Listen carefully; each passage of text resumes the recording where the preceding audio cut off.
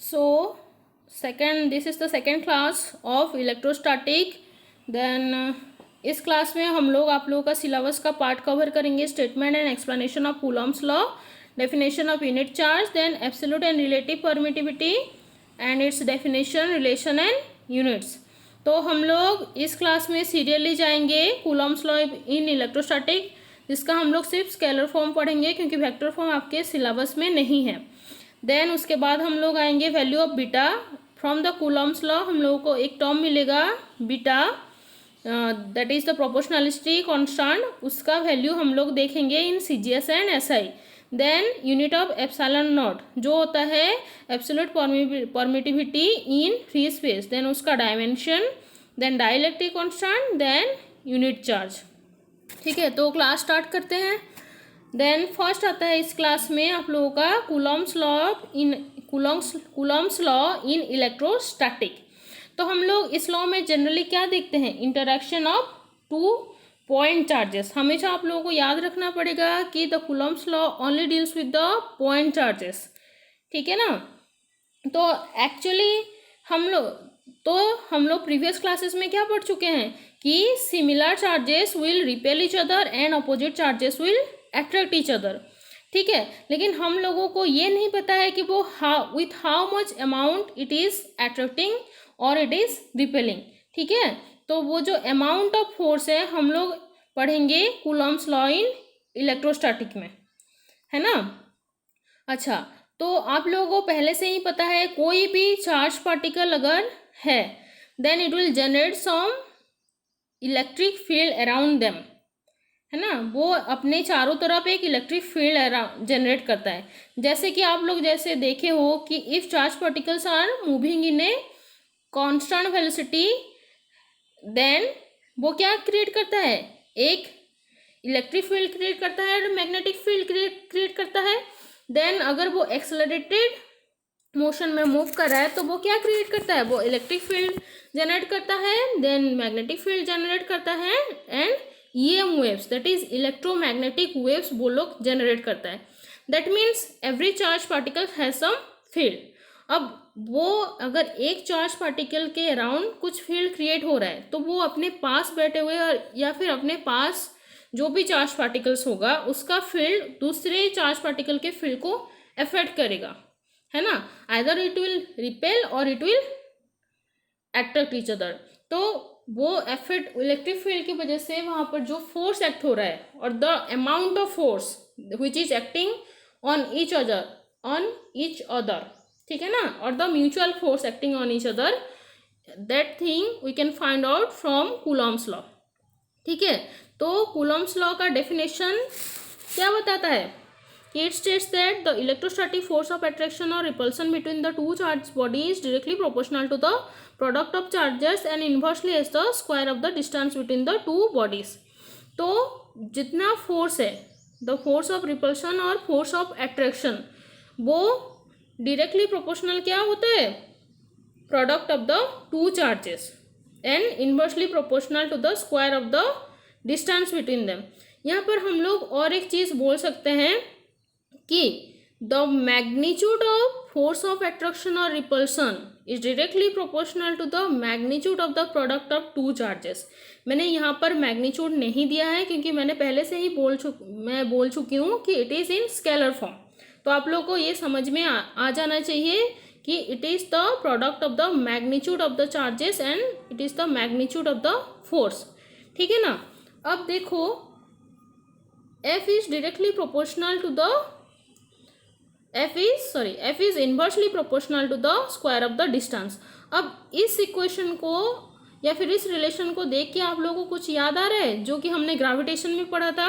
That is the gravitational force is directly proportional to the product of the mass of the two bodies and inversely proportional to the square of the distance between them.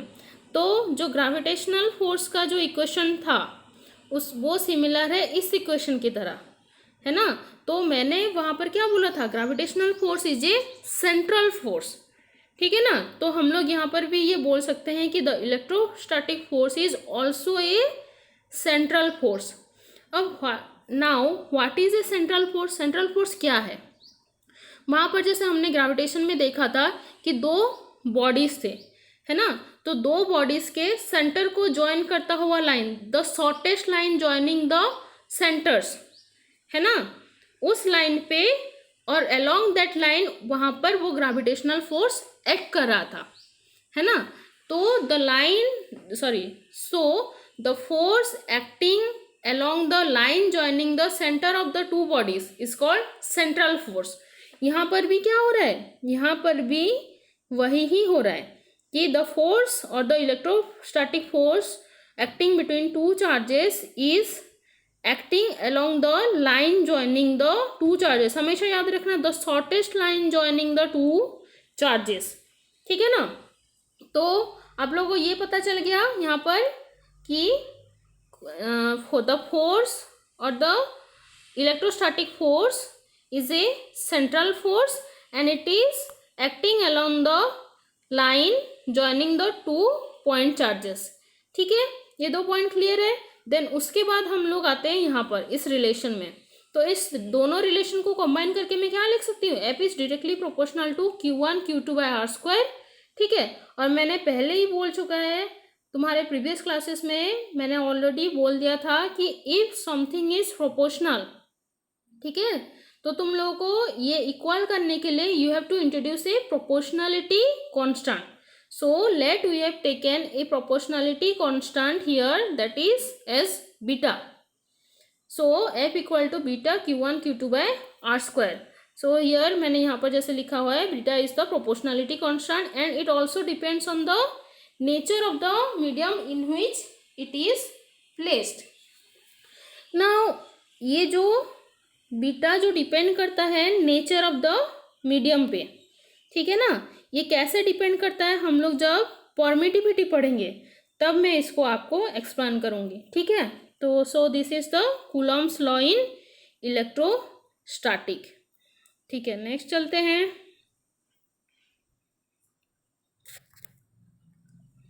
Now the value of beta.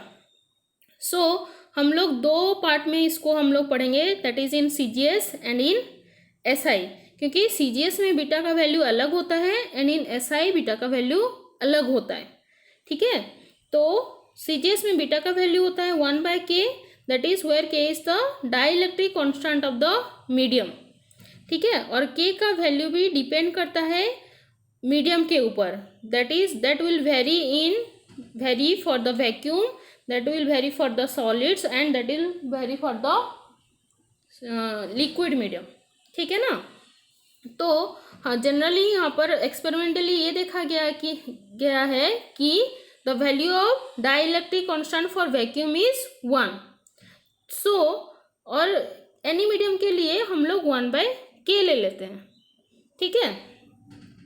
So हम लोगों ने Coulomb's law को for any medium 1/k से लिखा हुआ है, that is F1 equal to 1/k into Q1 Q2 divided by are square for any medium. यहाँ पर इसको मैंने इक्वेशन 1 दिया है क्योंकि जब मैं आपको डाइलेक्ट्रिक कांस्टेंट k का वैल्यू दिखाऊंगी और k का वैल्यू निकालूंगी तब आप लोगों को ये इक्वेशन चाहिए होगा, ठीक है।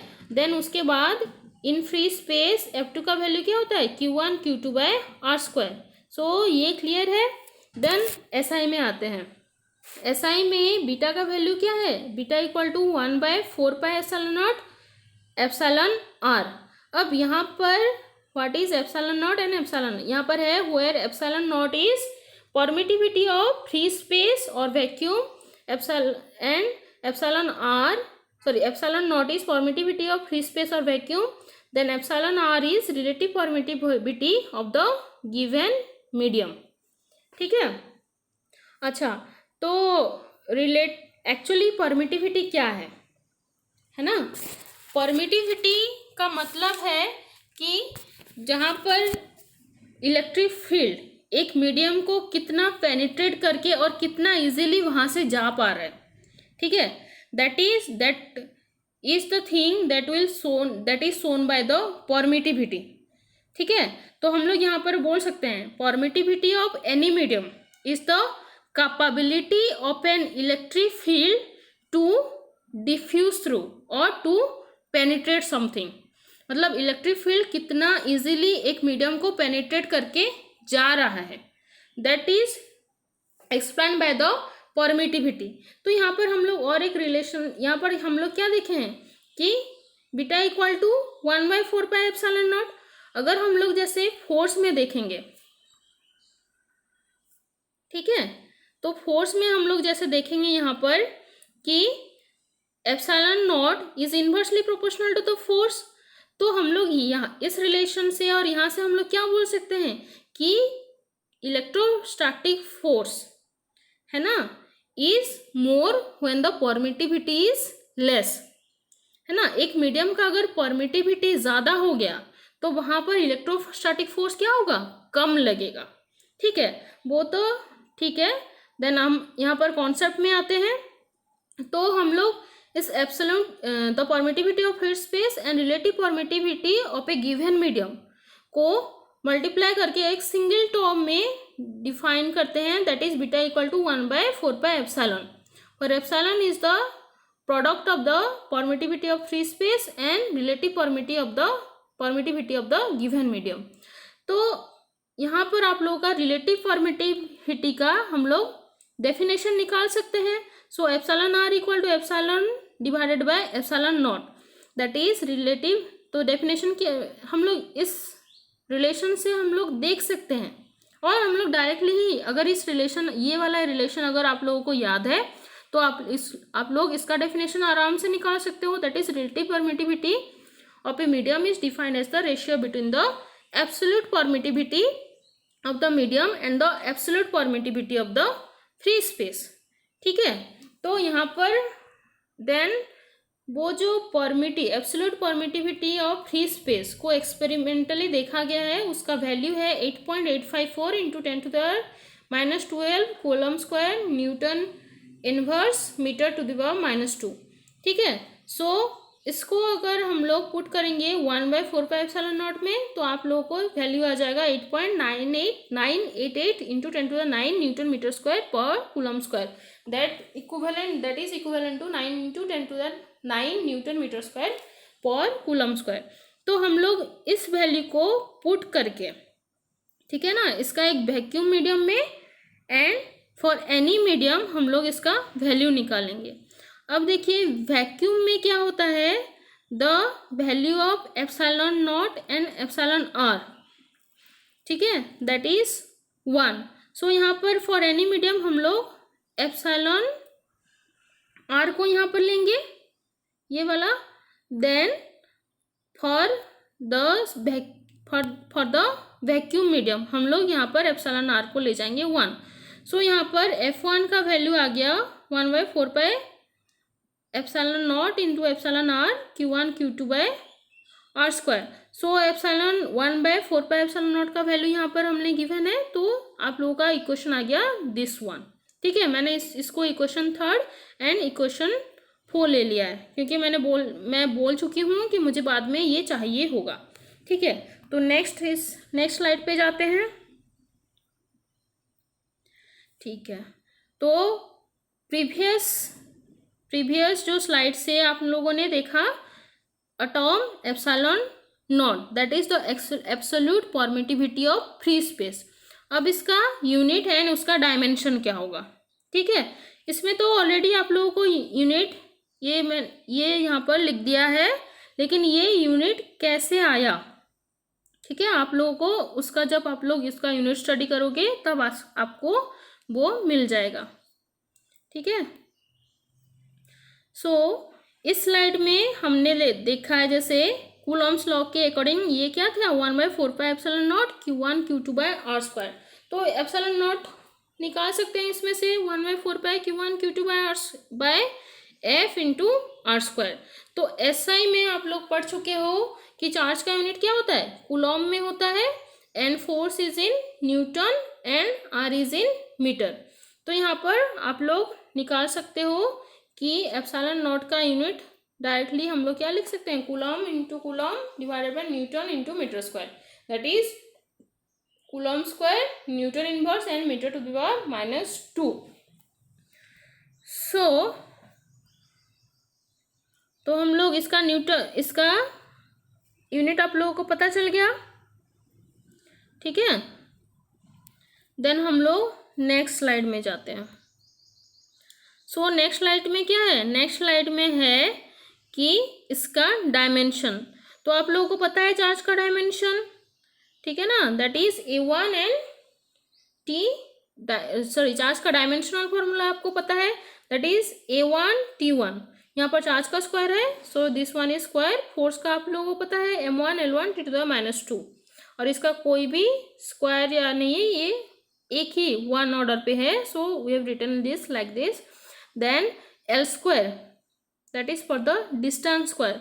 तो आप लोगों का resultant dimensional formula of permittivity of free space निकला क्या, M⁻⁻1 L-3 T⁴ A²। तो आप लोग यहाँ पर लिख सकते हो कि this the dimension of ε0 in mass length and time are written as -1 -3 4 एंड 2 रेस्पेक्टिवली, ठीक है। सो नेक्स्ट स्लाइड में हम लोग जाते हैं। सो नेक्स्ट स्लाइड में हम लोग पढ़ेंगे डाइइलेक्ट्रिक कांस्टेंट। तो मैंने जैसे प्रीवियस स्लाइड में मैंने बोल दिया है, यहाँ पर मैंने दो इक्वेशन लिया था कि नहीं। तो हम लोग जब डाइइलेक्ट्रिक कांस्टेंट पढ़ेंगे, ठीक है, तो हम लोग एक CGS के लिए लेंगे, क्योंकि CGS में ही आप लोगों का डाइइलेक्ट्रिक कांस्टेंट का वैल्यू है और K का वैल्यू इसी में है, ठीक है ना। तो एक CGS के लिए लेंगे और एक SI के लिए लेंगे, ठीक है ना। तो अगर हम लोग यहाँ पर F2 डिवाइडेड बाय F1 कर दे तो यहाँ से क्या मिल जाएगा, F2 divided by F1 equal to K मिल जाएगा, जैसे यहाँ पर लिखा है F2 divided by F1 equal to K which is the dielectric constant of the medium. Then और नेक्स्ट जो इक्वेशन है इसमें हम लोग क्या निकाल सकते हैं, ये वाला इक्वेशन, दिस 3 and 4 इक्वेशन। यहाँ पर भी हम लोग F2 डिवाइडेड बाय F1 करेंगे तो यहाँ पर उसका वैल्यू कितना निकल के आएगा, εr, क्योंकि एक्स्ट्रा टर्म तो यहाँ पर εr ही है। सो यहाँ पर आप लोगों का आ गया F2 divided by F1 in ESU electrostatic unit और CGS unit equal to K that is dielectric constant है, और इन SI क्या है F2 divided by F1 equal to आप लोगों का आ गया εr that is the relative permittivity of the medium, ठीक है। तो अगर ये दोनों ही इलेक्ट्रोस्टैटिक फोर्स का रेशियो है तो ये दोनों सिमिलर है।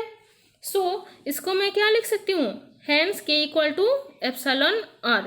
तो dielectric constant of a medium को हम लोग क्या बोल सकते हैं, εr, और relative permittivity of the medium भी बोल सकते हैं। सो हम लोग ये जो रिलेशन है K इक्वल टू εr, इसको लेके हम लोग डाइइलेक्ट्रिक कांस्टेंट को डिफाइन कर सकते हैं। तो हम लोग क्या बोल सकते हैं कि the dielectric constant of the medium can be defined as the ratio of the force between the two charges separated by some distance apart in free space to the force between the same two charges separated by the same distance apart in that respective medium। क्यों in that respective medium, क्योंकि हमने देखा था कि F2 क्या था, F2 force electrostatic force in free space था, and F1 क्या था, electrostatic force in the respective medium, और जिस मीडियम में हम लोग ले रहे थे या फिर कोई भी मीडियम में हम लोग जिसको ले रहे थे, ठीक है। तो हम लोग ये लिख सकते हैं dielectric constant of the medium can be defined as the ratio of the force between the two charges separated by some distance apart in free space to the force between the same two charges separated by the same distance apart in that respective medium, ठीक है। तो ये जो dielectric constant है ये क्या है, ratio of the two forces, ठीक है ना। अगर फोर्स अगर उसका डिवीजन हो गया तो इसका कोई डायमेंशन निकलेगा क्या, नहीं निकलेगा, it is a dimensionless quantity. So हम लोग K को एक डायमेंशनलेस क्वांटिटी भी बोल सकते हैं, ठीक है। सो K is a dimensionless quantity and it's value in free space और वैक्यूम और एयर इज 1। यहाँ पर मैंने AR पे लिखा है NTR, NTR is the normal temperature and sorry this is not NTR, it is actually NTP, ठीक है। दिस इज नॉर्मल टेम्परे, यहाँ पर मैंने लिख दिया है गलत, ये NTP है, ठीक है। सो एयर इज नॉर्मल, जब air normal temperature and pressure पे होगा तभी वो उसका वैल्यू और डाइलेक्ट्रिक कांस्टेंट का वैल्यू क्या होगा, 1 होगा, ठीक है। सो नेक्स्ट स्लाइड में हम लोग जाते हैं यूनिट चार्ज में। अच्छा, unit charge, this is not, ये हम लोगों को लग रहा है कि चार्ज का यूनिट है ना, यूनिट चार्ज मतलब हम लोग ये समझेंगे कि एक्चुअली ये चार्ज का यूनिट है, but actually this is related to unit of charge का यूनिट, ठीक है ना, ये चार्ज का यूनिट से रिलेटेड है, but it is not actually क्या मतलब यूनिट है, ठीक है। तो इस पे आते हैं, तो हम लोग इसमें दो केसेस में स्टडी करेंगे। एक होगा हम लोग CGS और इलेक्ट्रोस्टैटिक यूनिट में हम लोग इससे पढ़ेंगे, और एक होगा हम लोग SI में इसको पढ़ेंगे, ठीक है। तो यूनिट चार्ज, यूनिट का मतलब होता है क्या, 1। तो हम लोग एक सिंगल चार्ज को डिफाइन करेंगे, है ना, एक सिंगल चार्ज को हम लोग डिफाइन करेंगे। तो चार्ज का यूनिट क्या होता है CGS में, चार्ज का यूनिट होता है स्टार्ट कूलम। तो हम लोग एक स्टार्ट कूलम क्या होता है हम लोग उसे देखेंगे, और एक स्टार्ट कूलम का डेफिनेशन हम लोग देखेंगे, ठीक है। तो फर्स्ट हम लोग देखते हैं इन CGS इलेक्ट्रोस्टैटिक यूनिट। सो CGS में तो unit charge here it is, जैसे मैंने बोल दिया है कि ये SU of electrostatic unit of charge बोला जाएगा इसको, या फिर स्टार्ट कूलम बोला जाएगा। तो जैसे कूलम्स लॉ में क्या था, F equal to 1/K Q1 Q2 bye R²। तो फोर्स को हम लोग क्या ले सकते हैं, 1 डाइन और डाइन में ले सकते हैं क्योंकि ये CGS यूनिट में है, and R that is distance between the to respective charges, उसको हम लोग क्या ले सकते हैं, इन सेंटीमीटर में ले सकते हैं। सो बीटा का वैल्यू है 1/K। तो हम लोग इसको लेते हैं कि 1/K हम लोग इसको लेते हैं, इसमें वैक्यूम में लेते हैं, ठीक है। तो यहाँ पर K का वैल्यू हम लोग क्या हो जाएगा, 1 हो जाएगा। सो हम लोगों को डिफाइन करना है अ यूनिट चार्ज, और हम लोग को डिफाइन करना है Q, ठीक है। तो मैंने Q1 एंड Q2 को यहाँ पर लेट Q ले लिया, ठीक है। R इक्वल टू 1 सेंटीमीटर ले लिया मैंने, and force equal to 1 dyne ले लिया, ठीक है। सो अब ये सब वैल्यू को मैं यहाँ पर डाल देती हूँ, ठीक है। अब ये याद रखना है कि K का वैल्यू मैंने 1 लिया है क्योंकि मैंने वैक्यूम मीडियम लिया है, ठीक है। सो इसका वैल्यू निकल जाएगा Q² इक्वल टू 1। सो इसको अगर रूट ओवर करें तो Q इक्वल टू क्या आ जाएगा, +-1, plus is for the positively charge particle and minus is for negatively charge particle, ठीक है। सो Q का वैल्यू आ जाएगा +-1 ESU दैट इलेक्ट्रोस्टैटिक यूनिट और स्टार्ट कूलम। तो हम लोग इससे और इस सब एज्यूम्सन को लेके हम लोग एक स्टार्ट कूलम को डिफाइन कर सकते हैं, ठीक है। तो हम लोग जैसे मैंने यहाँ पर डेफिनेशन लिखा है कि क्या, इलेक्ट्रोस्टैटिक यूनिट ऑफ चार्ज और statcoulomb is the amount of charge which when placed in vacuum at a distance of 1 centimetre from similar charge repels it with a force of 1 dyne, ठीक है। तो मैंने let यहाँ पर एक similar charge लिया, let Q1 and Q2 are both positive और they both are negative, ठीक है। तो अगर वो सिमिलर चार्ज है तो वो रिपेल करेगा, ठीक है। तो मैंने फर्स्ट लिया सिमिलर चार्ज, और उन दोनों में फोर्स कितना लग रहा है, 1 डाइन पे लग रहा है, और वो रिपेल कितने फोर्स से कर रहा है, 1 डाइन फोर्स से रिपेल कर रहा है, और वो डिस्टेंस और कितने डिस्टेंस में है, 1 सेंटीमीटर डिस्टेंस में है। तो यहाँ पर मैं बोल सकती हूँ electrostatic unit of charge is the amount of charge, ठीक है, which when placed in vacuum at a distance of 1 centimetre from a similar charge repels with a force of 1 dyne, ठीक है। उसी तरह मैं यहाँ पर सिमिलर चार्ज ली थी, तो उसी तरह मैं यहाँ पर क्या अपोजिट चार्जेस भी ले सकती हूँ, Q1 लेट पॉजिटिव हो गया, Q2 नेगेटिव हो गया, या फिर Q2 पॉजिटिव हो गया, Q1 नेगेटिव हो गया, लेकिन उसका मैग्नीट्यूड हमेशा सेम रहेगा, दैट इज Q। ठीक है, तो उसी हिसाब से मैं इसको और एक तरह से डिफाइन कर सकती हूँ, that is electrostatic unit of charge और statcoulomb is the amount of charge which when placed in vacuum at a distance of 1 centimeter from opposite charge। Opposite में क्या होता है, अट्रैक्शन होता है ना, यहाँ पर तो रिपल्शन नहीं होगा, यहाँ पर अट्रैक्शन होगा, क्योंकि ऑपोजिट चार्जेस है, तो वो जो फोर्स होगा वो क्या होगा, अट्रैक्टिव फोर्स होगा। सो यहाँ पर इसीलिए हमने लिखा है charge attracts it with a force of 1 dyne. ठीक है, यहाँ पर क्या हुआ, अगर दो ऑपोजिट चार्जेस 1 सेंटीमीटर अपार्ट है और उन दोनों में 1 डाइन फोर्स ऑफ अट्रैक्शन है, तो उन दोनों यूनिट चार्जेस को हम लोग क्या बोलेंगे, that is the start coulomb और इलेक्ट्रोस्टैटिक यूनिट ऑफ चार्ज। ठीक है, तो ये आ गया सीजीएस में यूनिट चार्ज का डेफिनेशन। देन हम लोग आते हैं एसआई में। अच्छा, एसआई में क्या है, एसआई में हमने फोर्स को ले लिया है न्यूटन, और आप लोगों को पता है कि चार्ज का यूनिट क्या हो गया, यहाँ पर कूलम पे आ गया, और फोर्स क्या है, न्यूटन में है, एंड इसका डिस्टेंस आर का आप लोगों को पता है एसआई में क्या होता है, दैट इज मीटर।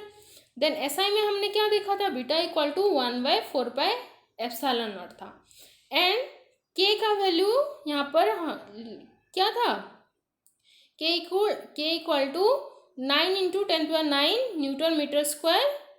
अच्छा सॉरी, यहाँ पर के का वैल्यू नहीं है, ये दोनों कॉम्बाइन है, beta equal to 1/4πε0 into εr था ना, तो हमने जैसे डाइलेक्ट्रिक कांस्टेंट में देखा था कि डाइलेक्ट्रिक कांस्टेंट इज सेम और equal to the relative permittivity of the free space, है ना। तो यहाँ पर हमने रिलेटिव परमिटिविटी को हमने डाइलेक्ट्रिक कांस्टेंट में ले लिया है, तो मैंने 1/4πε0 का वैल्यू मुझे पता है, that is 9 × 10⁹ newton metre square per coulomb square into 1/k बच गया, सो मैंने यहाँ पर 1/k यहाँ पर मल्टीप्लाई कर दिया है यहाँ पर। ठीक है, ये करेक्शन कर लेना, for air that is NTP normal temperature and pressure, और हम लोग वैक्यूम में ले सकते हैं या फिर स्पेस में ले सकते हैं, दैट इज फॉर के इक्वल, और उसके लिए क्या आ गया, के आ गया, के इक्वल टू 1, तो ये टर्म क्या हो गया हमारा, उड़ गया, या फिर ये टर्म को हमने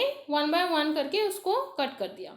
ठीक है, तो यहाँ पर मैं f को क्या लिख सकती हूँ, f equal to 9 × 10⁹ into Q1 Q2/r²। अच्छा, यहाँ पर आप लोगों को क्या चाहिए, एक यूनिट चार्ज चाहिए या फिर एक सिंगल चार्ज चाहिए, है ना, जिसको हम लोग कूलम बोल रहे हैं एसआई में। तो let Q1 = Q2 = Q and R equal to आपको पता है 1 metre and force is 9 × 10⁹ newton. हमने इसको 9 × 10⁹ न्यूटन किस लिए लिया, क्योंकि हमें ये जो 9 × 10⁹ है इसको हमें कैंसिल आउट करना है, और कैंसिल आउट करके हमें एक सिंगल चार्ज का निकालना है, एक सिंगल चार्ज निकालना है। ठीक है, तो मैंने इसको इक्वलाइज कर दिया, सो यहाँ पर क्या हुआ, Q = ±1 और 1 is for positive charge and -1 is for negative charge. ठीक है, तो इसी के हिसाब से मैं सिमिलरली प्रीवियस जो मैंने सीजीएस में बोला था उसी हिसाब से भी हम लोग इसको डिफाइन कर सकते हैं। तो डेफिनेशन क्या है, सो 1 coulomb of charge which when placed in air or vacuum or in space at a distance of 1 meter from an equal and similar charge। ठीक है ना, इक्वल इसलिए क्योंकि उसका मैग्नीट्यूड सेम है, सिमिलर क्योंकि अगर वो बोथ पॉजिटिव हो या फिर बोथ नेगेटिव हो। ठीक है, अगर बोथ पॉजिटिव और बोथ नेगेटिव हुआ क्या होगा, उसमें फोर्स होगा repulsion, so similar charge repels it with A 9 × 10⁹ Newton force. ठीक है, अगर वो एक यहाँ पर क्या था, सिमिलर चार्ज था, तो हम लोग नेक्स्ट इसमें देख सकते हैं क्या होगा ये, सो यहाँ पर होगा वो, अभी हम लोग इसको अपोजिट चार्जेस में ले लेते हैं। तो और डेफिनेशन में क्या है, 1 कूलम और charge which is placed in air at a distance of 1 metre from an equal and opposite charge. Opposite इसलिए क्योंकि दे आर ऑपोजिट चार्जेस, एक नेगेटिव होगा तो एक पॉजिटिव होगा, या फिर एक पॉजिटिव होगा तो देन म्यूचुअल होगा, ठीक है। सो अगर ऑपोजिट चार्जेस है तो उसमें फोर्स कितना क्या होगा, अट्रैक्टिव फोर्स होगा। तो यहाँ पर जैसे अट्रैक्टिव फोर्स मैंने लिखा हुआ है, charge attract sheet with 9 × 10⁹ Newton, ठीक है। तो यहाँ पर इसका डेफिनेशन समझ में आ गया इन एसआई। और एक चीज़ आपको याद रखनी है, that is 1 coulomb equal to 3 × 10⁹ statcoulomb. ये आप लोग इसका डायमेंशन को इक्वल करके निकाल सकते हो, ठीक है ना। सो यूज ऑफ डायमेंशनल एनालिसिस में मैंने जैसे ही पढ़ाया था, अगर दो फिजिकल क्वांटिटी में वो एक सिस्टम ऑफ यूनिट में है और दूसरे सिस्टम ऑफ यूनिट में है, तो उन दोनों में रिलेशन आप निकाल सकते हो। तो आप इसको भी निकाल सकते हो, आप लोग इसको ट्राई करना, ठीक है। ये रिलेशन कैसे आया और इसका वैल्यू कैसे आया, ये आप लोग ट्राई करना, ठीक है। सो नेक्स्ट चलते हैं। अच्छा, इसी के साथ ही हम लोग ये क्लास एंड करते हैं, ठीक है। तो हम लोग इस क्लास में क्या देखें, और क्लास हमारी क्या है कि from the coulomb's law the amount of electrostatic force that is F equal to beta × Q1 Q2/r², ठीक है। देन हम लोग नेक्स्ट पढ़े the value of beta in terms of K और dielectric constant and permittivity of free space. हम लोग dielectric constant में beta का वैल्यू देखें, then permittivity of free space में भी हम लोग बीटा का वैल्यू इसमें देखा और ऑब्जर्व किया, ठीक है। देन उसके बाद हम लोग निकाले यूनिट ऑफ एप्सिलॉन नॉट, आपको पता है that is coulomb square per newton metre square in SI, ठीक है। वैसे ही आप लोग सीजीएस में भी निकाल सकते हो। डायमेंशन में आप लोगों को निकाल लिए थे, दैट इज डायमेंशन इसका कितना है, that is -1 -3 4 and 2 with respect to mass, length, time and ampere, ठीक है। Then from the definition of dielectric constant हम लोगों को ये रिलेशन पता हो गया, that is the relative permittivity of a medium is equal to the dielectric constant of that medium, ठीक है। सो यहाँ पर हमने यूनिट चार्जेस और एक सिंगल चार्जेस का डेफिनेशन भी निकाल लिया। वो किस में निकाला, एसआई और सीजीएस में निकाल लिया। तो ये हो गया आप लोगों का क्लास समरी। सो इसी के साथ ही आप लोगों का ये जो second video lecture of electrostatic इसको ख़त्म करते हैं, ठीक है। Thank you.